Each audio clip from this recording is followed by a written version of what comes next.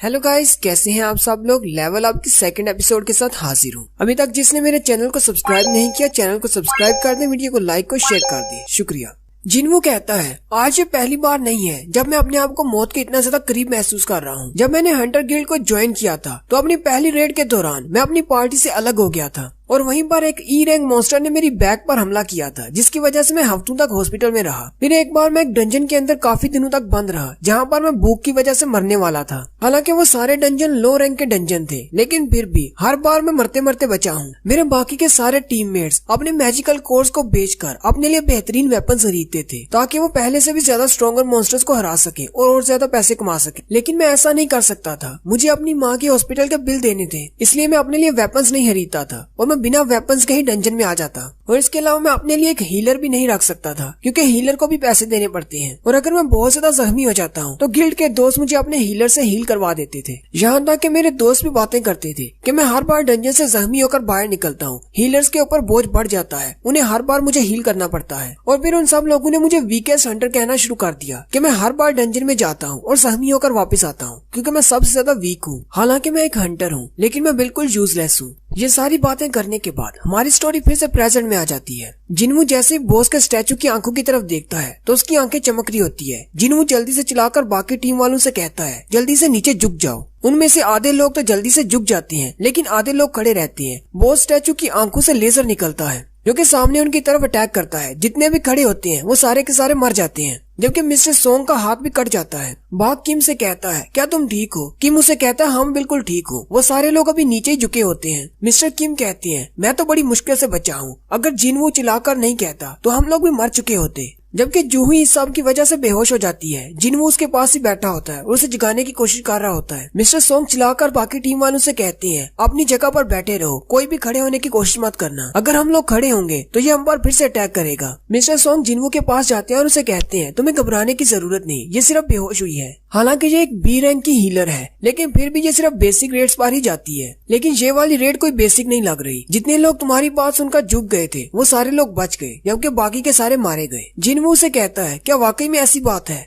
Mister song से कहती है, क्या तुम इसलिए नहीं चिल्लाए थे कि तुम्हें पता चल गया था कि वो लेजर अटैक करने वाला है? जिन्वू मिस्टर सोंग से कहता है, नहीं ऐसी कोई बात नहीं है, मुझे बस लगा कि यहाँ पर खतरा है, इसलिए मैंने कहा कि नीचे झुक जाओ। जिन्वू की नजर मिस्टर सोंग के बाजू पर पड़ती है और वो मिस्टर सोंग से कहता है, आपका बाजू तो कट गया है। मिस्टर सोंग से कहते हैं, कोई बात नहीं, ऐसे छोटे मोटे हादसे होते रहते हैं, जल्दी से आकर मेरी ब्लीडिंग रोकने में मदद करो। जिन्वू मिस्टर सोंग का बाजू बांधने के लिए बैठ जाता है। मिस्टर सोंग से कहते हैं, तुम्हें क्या लगता है इस बॉस का लेवल क्या होगा? वैसे तो मुझे भी नहीं पता, क्योंकि मैं आज तक सिर्फ ए रैंक या फिर डी रैंक की रेड्स पर ही गया हूँ। कभी कभार मैं बी रैंक की रेड पर भी चला जाता हूँ। मिस्टर सोंग से कहते हैं, लेकिन मैं इतना जरूर कह सकता हूँ कि ये डंजन ना तो ए रैंक है ना ही बी रैंक है, क्योंकि ए रैंक और बी रैंक की डंजन्स में भी इतने खतरनाक मॉन्स्टर्स नहीं होते। और ये बिग बॉस तो मुझे एस रैंक लगता है। साथ ही मिस्टर सोंग से कहते हैं, उस स्टैचू के ऊपर लिखा हुआ था 3 कमेंडमेंट्स के बारे में। पहली, लॉर्ड की पूजा करो, दूसरा, लॉर्ड की तारीफ करो, और चौथा, अपनी फेथ को साबित करो। अगर तुम लोग ऐसा नहीं करते तो तुम लोग इस कमरे से जिंदा बाहर नहीं निकल सकते।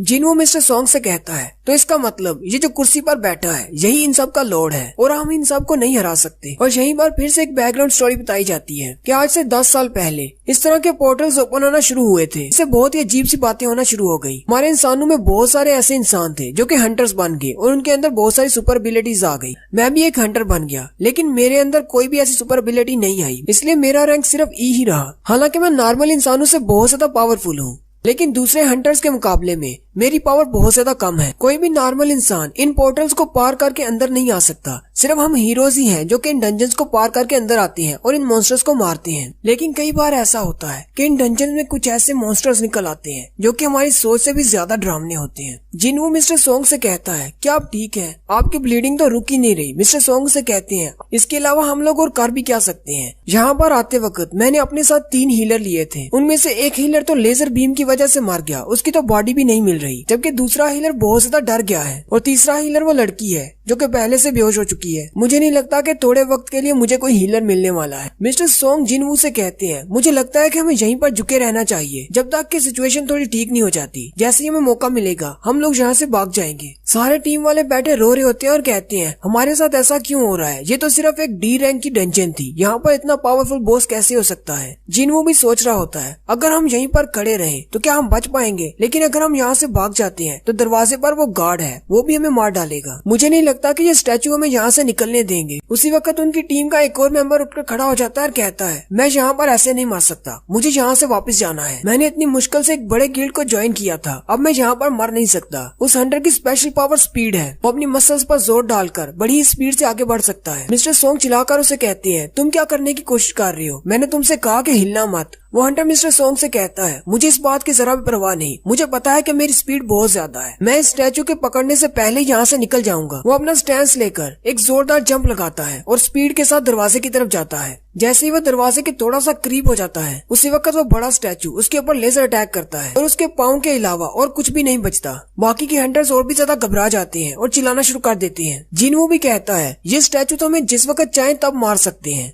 मिस्टर किम कहते हैं, इनके लिए हमें मारना तो एक कीड़े को मारने से भी ज्यादा आसान है। मिस्टर सोंग कहते हैं, अगर ये मारना चाहे तो हम सबको एक साथ मार सकते हैं। जिनवू उनसे पूछता है, तो फिर ये लोग हमें मार क्यों नहीं रहे? मिस्टर सोंग उसे कहते हैं, मुझे क्या पता, हालांकि ये स्टैचूज हमें जब चाहे मार सकते हैं, लेकिन ये हम पर अटैक नहीं कर रहे। ये बाकी मॉन्स्टर्स से बहुत ज्यादा अलग है। बाकी मॉन्स्टर्स तो देखते ही अटैक करना शुरू कर देते हैं, लेकिन ये लोग एक सोचे समझे प्लान के तहत काम कर रहे हैं। जैसे की वो दरवाजे के पास वाला स्टैचू जैसे ही दरवाजे को हाथ लगाओ तब वो अटैक करता है, जबकि ये बड़ा वाला बॉस स्टैचू जैसे ही हम लोग हरकत करते हैं तब हम पर अटैक करता है। मुझे लगता है ये एक पैटर्न में अटैक कर रहे हैं। पैटर्न का लफ्ज सुनते ही जिनवू को समझ आ जाती है कि यहाँ पर क्या चल रहा है। जिनवू उनसे कहता है, मुझे लगता है इस कमरे के अंदर एक रूल है, हमें उन रूल्स को फॉलो करना होगा। जिनवू की नजर उन कमेंडमेंट्स पर पड़ती है। जिनवू मिस्टर सोंग से कहता है, आखिर उन तीनों कमेंडमेंट्स में क्या लिखा हुआ था? उनमें से पहली कमेंडमेंट कौन सी थी?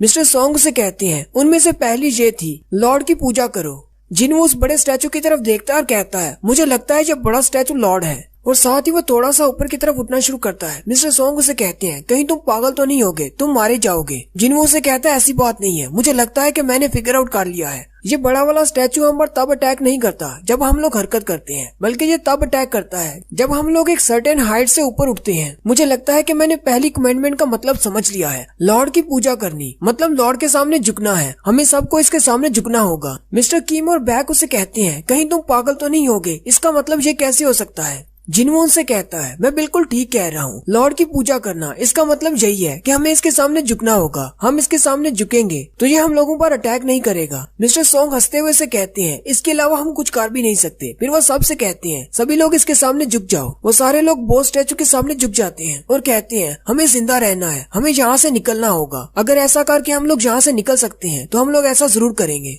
थोड़ी देर इसी तरह झुके रहने के बाद जैसे वो स्टैचू की तरफ देखते हैं तो उस बड़े स्टैचू के चेहरे के एक्सप्रेशंस बदल जाते हैं। वो हंसना शुरू कर देता है। बैक कहता है, इसके चेहरे के एक्सप्रेशंस के साथ क्या हुआ? क्या ये हमें इस तरह देखकर खुश हो रहा है? जिनवू फिर से सोचना शुरू कर देता है और कहता है, पहले इसने कितने लोगों पर अटैक किया, कितनों को इसने मार दिया, हम में से कितने जिंदा हैं, हमें कितनी देर तक इस तरह इसके सामने झुक कर रहना होगा? बैक कहता है, मुझे लगता है कि इसने अटैक करना बंद कर दिया है। मुझे लगता है कि हम लोग खड़े हो सकते हैं। क्या वाकई में हमारा इसके सामने झुकना काम आ गया? साथ ही बैक बिल्कुल खड़ा हो जाता है और उनसे कहता है, इसने अटैक करना बंद कर दिया है, देखो तुम लोग भी खड़े हो सकते हो। फिर आहिस्ता आहिस्ता सारे हंटर खड़े हो जाते हैं और कहते हैं, ये तो वाकई में इसने अटैक करना बंद कर दिया, इसका मतलब हम लोग यहाँ से निकल सकते हैं। जिनवू उनसे कहता है, नहीं, हम लोग अभी तक सेफ नहीं है। उसी वक्त वो बड़ा सा स्टैचू अपनी कुर्सी से उठकर खड़ा हो जाता है। सारे हंटर्स फिर से घबरा जाते हैं और कहते हैं, कहीं ये हमसे फाइट तो नहीं करने वाला। मिस्टर सोंग चिल्लाकर जिनवू से कहते हैं, अब जल्दी से बताओ हमें क्या करना है, क्या तुम्हारे पास और भी कोई प्लान है? जिनवू मिस्टर सोंग से कहता है, मुझे नहीं पता कि अब क्या करना है, मुझे नहीं पता कि यहाँ पर क्या हो रहा है। उसी वक्त वो बड़ा स्टैचू अपना पैर उठाता है और उन हंटर्स पर मारने की कोशिश करता है। वो सारे हंटर्स उसके पाँव से नीचे से दूर हो जाते हैं। जिनवू चिल्लाकर उनसे कहता है, मैंने पहले ही कहा था, इस डंजन रूम के अपने रूल्स हैं, हमें कमेंडमेंट्स को फॉलो करना होगा। पहला रूल था कि इसकी पूजा करो, वो हमने कर दी, अब इसकी प्रेज करनी है, यानी हमें इसकी तारीफ करना होगी। वो सारे हंटर्स हैरान परेशान हो जाते हैं और कहते हैं, हम लोग इसकी प्रेज कैसे करेंगे, हमने तो कभी प्रेयर की ही नहीं। उनमें से एक हंटर कहता है, मैं ऐसा कर सकता हूँ, पहले मैं एक चर्च का मेंबर हुआ करता था, वहाँ पर मैं स्पीच देता था और वहाँ पर हम गॉड की प्रेज के लिए गाना भी गाते थे।